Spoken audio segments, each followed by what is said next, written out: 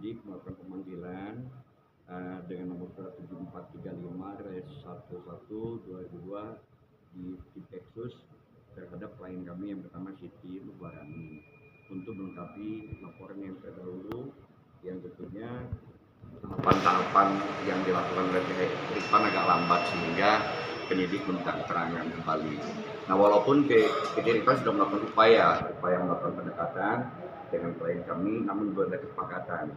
Nah, diharapkan dengan adanya penambahan keterangan di hari ini, pihak Irfan segera melakukan tahapan penyelesaian sehingga tidak menimbulkan polemik yang berkepanjangan yang tentunya akan merugikan pihak Irfan sendiri.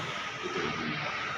Jadi hari ini itu ada pembicaraan dengan penyidik gitu ya? Iya, jadi penyidik meminta tambahan-tambahan sejauh mana sih pelanggaran yang dilakukan oleh Irfan dan apa saja. Nah, itu sudah kami berikan tadi, tapi kami sampaikan juga bahwa pihak Irfan sudah melakukan upaya untuk melakukan negosiasi penyelesaian. Cuman belum ada kesepakatan karena ada hal lain tentunya pihak Irfan lah yang paling tahu. Prinsip lain kami ingin bahwa beliau mengatakan bahwa investasi. Jadi yang namanya investasi kembalikan dong untuk modalnya, bukan trading. Karena memang awalnya investasi emas dan investasi lain-lain.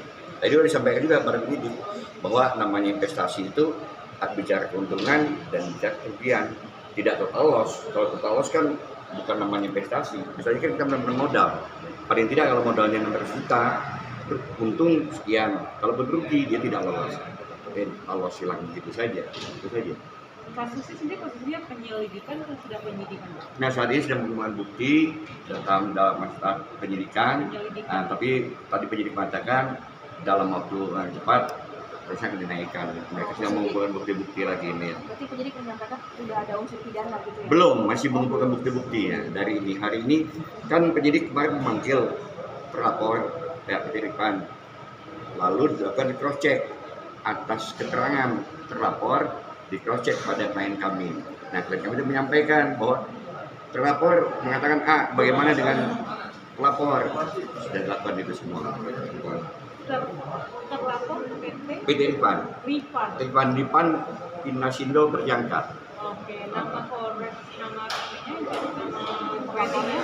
Iya itu PT Irfan. Tradingnya juga PT? Iya PT Irfan. Inasindo. Nah, terlapor PT Irfannya.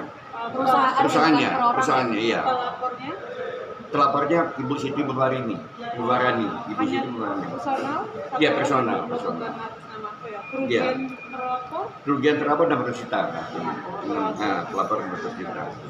Tapi iming-iming dari terlapor bagaimana sih Pak? Kenapa sampai korban ini merasa tertipu? Ya karena di sistem online ya, ternyata ada tahapan. Satu contoh saja, seharusnya pihak Irfan belum meminta setoran sebelum registrasi, tapi ternyata setoran lebih dulu baru registrasi. Nah, mekanisme dalam sebuah investasi atau kerjasama atau penandatangan perikatan hukum apapun diregistrasi dulu, orang baca baru setelah layak setor, sama kayak kita kredit mobil ya. Anda baca baru store DP-nya, baru bikin. Ini tidak disuruh store, setelah itu baru disuruh. Berarti Irfan ini mengklaim kalau mereka itu perusahaan investasi, tapi yang korban atau Bapak lihat bagaimana Pak? Iya, artinya bukan mengklaim. Mereka mengklaim Irfan ini adalah trading ternyata, ya, bukan investasi. Tetapi ketika mereka melakukan sebuah pemahaman melalui sistem online, melalui media sosial, itu teroperasi bahwa ini investasi. Kapanpun dana Anda bisa diambil, kapanpun keuntungan Anda bisa diminta. Ternyata tidak bisa. 600 juta dalam tempo sekian minggu, total hilang. Nah, itu kan bukan investasi namanya. Cukup. Apa yang membuat klien Bapak mau tadi berinvestasi? Iming-iming. Ya itu tadi, ibu menanam uang 1 juta, keuntungan nanti 1 minggu sekian 4 juta. Kalau menanam 600 juta berarti kali saja sekian juta, untungnya sekian. Dan bisa diambil, ini semacam investasi kok, tabungan kok. Uang itu kapan diambil bisa minta. Sistem online.